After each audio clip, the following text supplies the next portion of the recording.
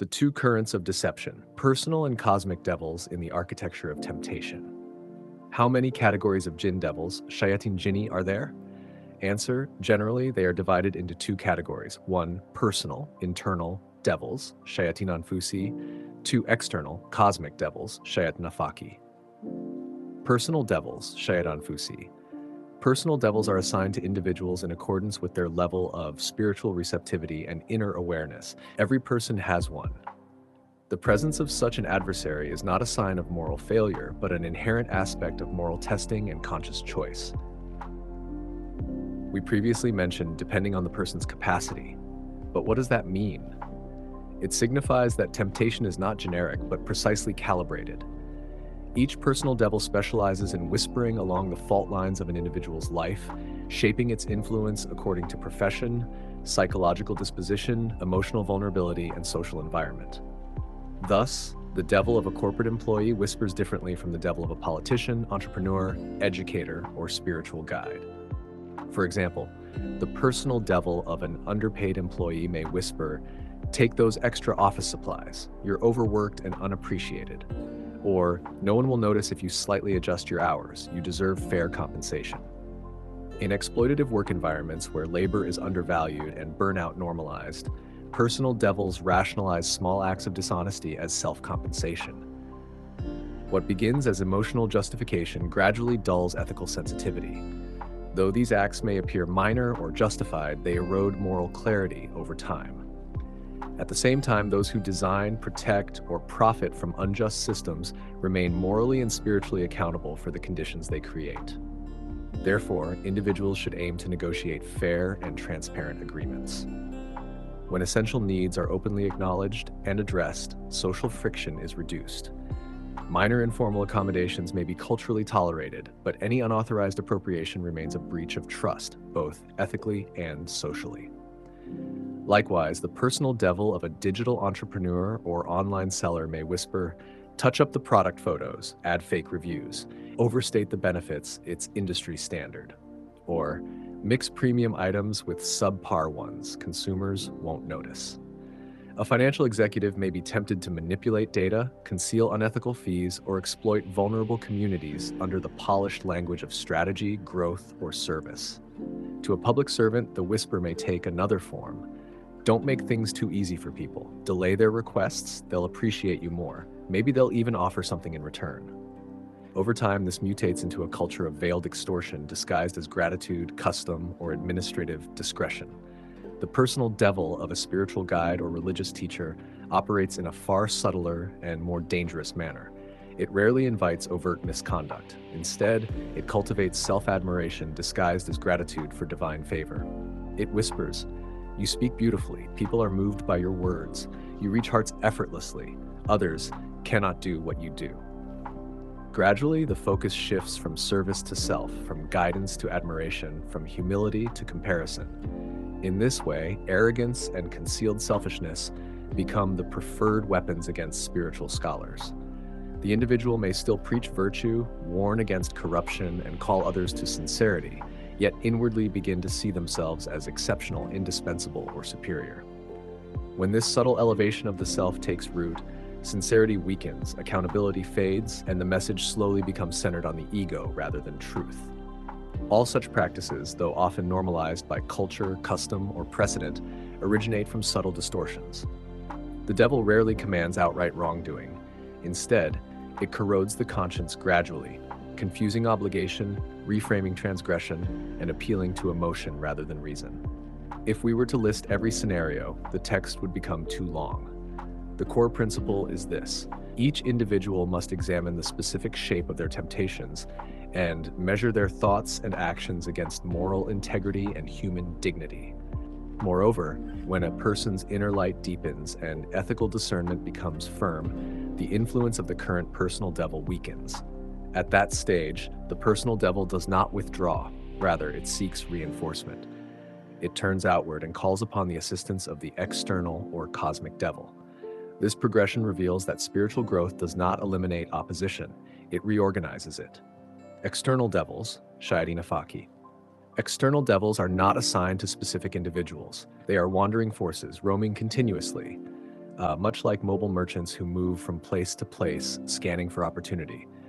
They circulate through environments, observing people, situations, and moments of weakness, readiness, or hesitation. Their role becomes active when the personal devil fails to divert an individual from restraint. At that point, assistance is sought, and the cosmic devil intervenes. It acts first by intensifying pressure through circumstance and timing, while also transmitting more corrosive and more potent impulses to the inner devil, which the inner devil then deploys internally. If this combined effort between the inner devil and the cosmic devil still does not succeed, and the individual remains genuinely strong, only then does the strategy escalate further. At that stage, the cosmic devil turns to a human agent, someone whose inner reins are already held by Satan because remembrance of the divine has been forgotten. Such a person accepts influence instantly and becomes active without resistance. This reflects a broader law of influence. Guidance and misguidance alike reach human beings most effectively through familiar human channels. As the Quran states, "We did not send any messenger except in the language of their people." For younger individuals, particularly adolescents and teenagers, the inner struggle begins internally. The question arises whether to remain guarded or to surrender to imitation. The personal devil whispers, yet resistance may still hold.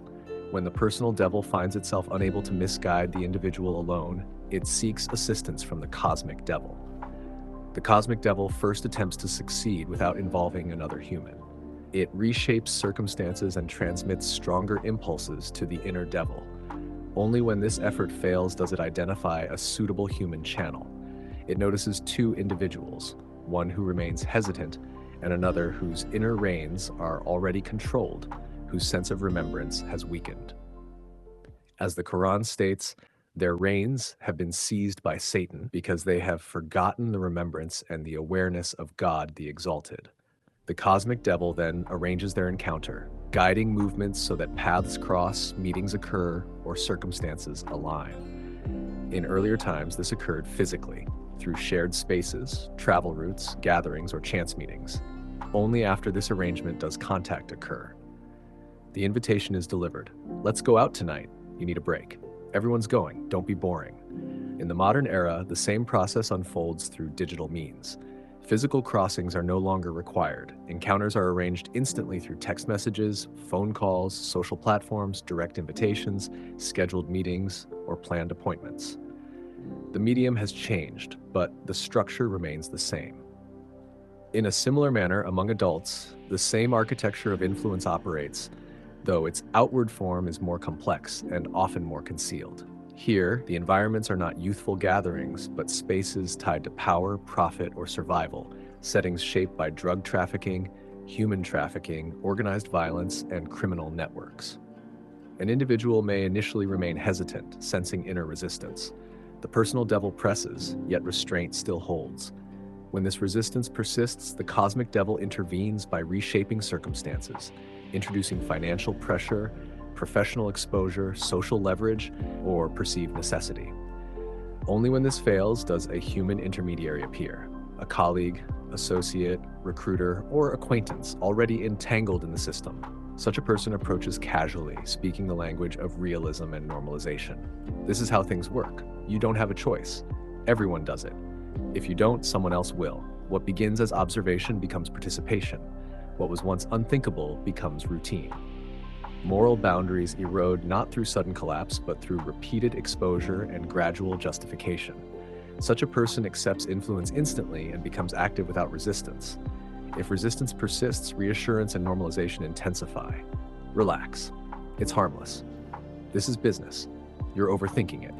Gradually, the individual is drawn into what was once refused. Later, if the person is fortunate, clarity may return. When financial, social, familial, psychological, like health-related or legal damage becomes visible, remorse may finally awaken. Such a person is still fortunate because remorse can lead to reflection and a change of direction. However, not everyone is granted this return. Some never regain clarity, never experience remorse, and continue headlong along the same path. When remorse does arise, regret replaces excitement and awareness replaces impulse. The person laments, "Woe to me. I wish I had not taken so-and-so as a friend. They led me away from the truth after it came to me. Truly, Satan is ever a betrayer. They turn others away from the path while imagining they are rightly guided. And when the reckoning comes, the person says, "If only there were between me and you the distance of east and west. What a wretched companion you were." What is often described as conscience or hesitation is frequently an angelic signal urging restraint and clarity. When ego and appetite dominate, this signal is drowned out by urgency and pressure. Moral failure rarely arrives as a sudden collapse. It unfolds in stages, first in thought, then in justification, then in environment, and finally in behavior. This layered progression forms the architecture of destructive influence.